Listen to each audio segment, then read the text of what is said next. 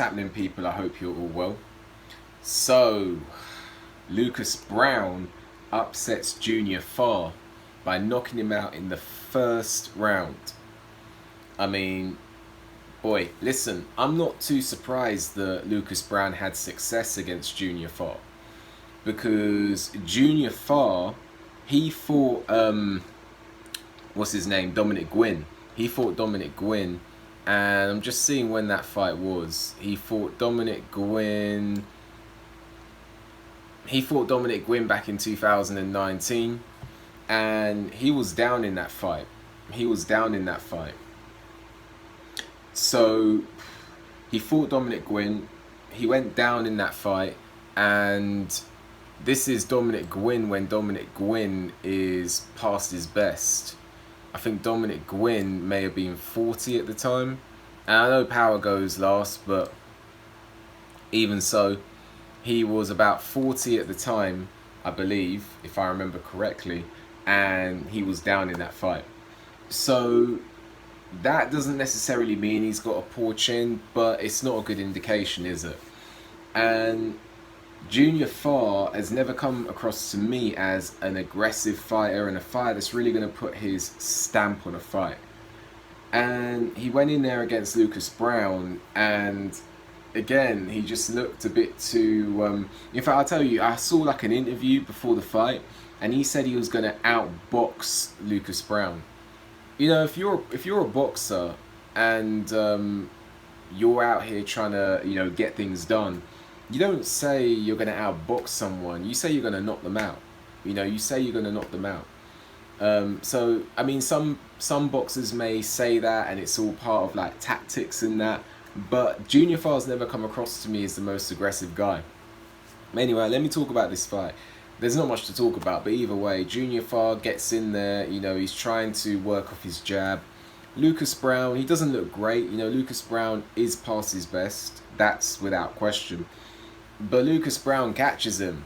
Lucas Browne catches him with an overhand right, and down Junior Farr goes, and he really didn't look good. You know, his legs didn't look good when he was on the floor. Referee gave him an opportunity. He tried to see out the round, but he got caught again, I believe, with like a left hook and a jab or something like that.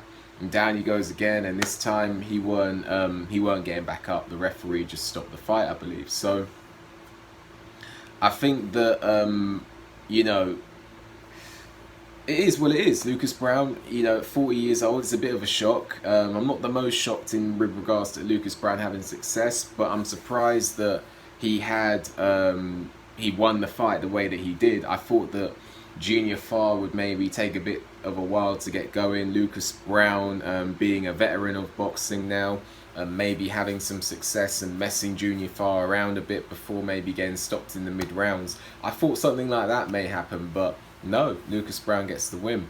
So what's next for Lucas Browne? I hear he's got some sort of ranking now. Well, people are going to be really excited about that, because he's still an easy win. Don't ever get it twisted. Lucas Browne is an easy win for someone out there. The reason Junior Farr lost that fight is because he's not a puncher, and there's questions over his chin. You know, so if a guy's not a puncher and there's questions over his chin, he needs to be bringing some serious skill to the table. You know, he needs to be bringing some serious skill to the table. And Junior Farr hasn't got serious skill. He had a competitive fight against Joseph Parker, but Joseph Parker, to me, isn't... Joseph Parker can be underwhelming sometimes.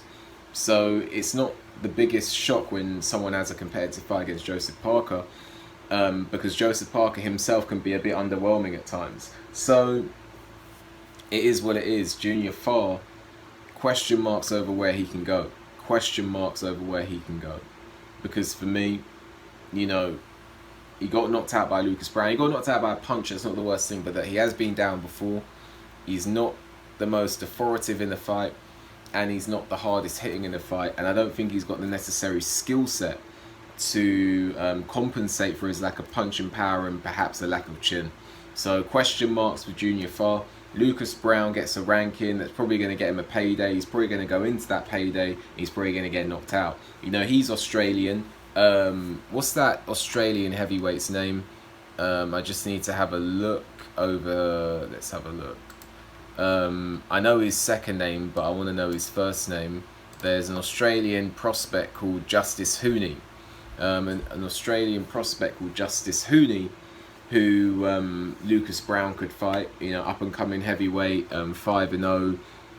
There's Dempsey, McKean. You know, these could be some good Australian heavyweight scraps. So let me know what you thought of the fight. There isn't much to talk about in regards to the fight itself because it didn't last that long. But what does this mean for Lucas Browne? Is he still viable in the heavyweight division? And what next for Junior Farr? Is it time to consider calling it a day? Or does he simply need to do some serious adaptations, or should he actually chase that rematch? Let me know. Like the video, subscribe to the channel, leave a comment. Hit the notification bell so you get a notification when I make a new video. And I'll see you on the next video. What's happening, people? Subscribe to my boxing channel for fight footage, training footage, client footage and more. You'll find boxing tips that you can apply to your own training. So subscribe to my boxing channel. The link is in the description.